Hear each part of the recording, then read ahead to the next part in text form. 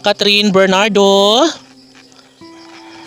lumagapak sa relasyon kay Daniel Padilla. Alam na, talagang winner na talaga itong si Andrea Brillantes, no? Ngunit ganun pa man ay hindi rin naman nawawala ng pag-asa ang lahat.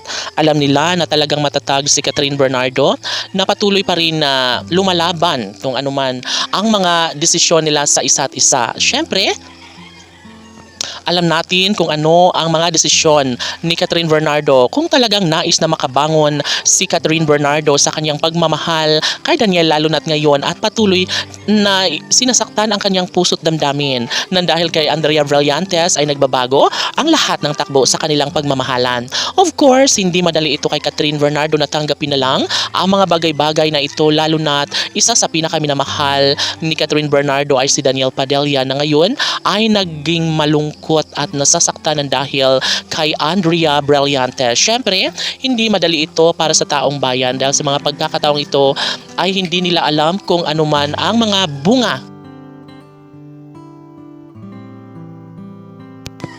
Syempre, ang pangarap noon ni Catherine Bernardo ay magiging makatotohanan ang lahat sa kanilang mga pangarap na mabuo nga ang pamilyang pinakahinihintay ni Catherine Bernardo para sa pagmamahal ni Daniel Padilla. Of course, talaga namang masakit sa puso ni Andrea Brillantes na malaman na talagang hindi po pwede na iiwan ni Daniel Padilla ang babaeng sa kanyang tunay na minahal na si Catherine Bernardo. Sabi nga ng netizens, kung may katotohanan man na maisakatuparan ang relasyon ni Daniel at Andrea ay kailangan na tanggapin na lang ni Andrea Brillantes ang katotohanan na talagang paglalaruan lamang siya ni Daniel Padilla. Of course, talagang mahirap, no, sa mga pagkakataong ito. Talagang hindi po pwede na mangyayari, lalo na at ngayon ay hindi na po pwede na maibalik ang mga nakaraan. Si Catherine Bernardo na nga ang nagsasabi na kung patuloy pa rin na gagawin ni Daniel Padilla ang makakasira sa kanilang pagmamahalan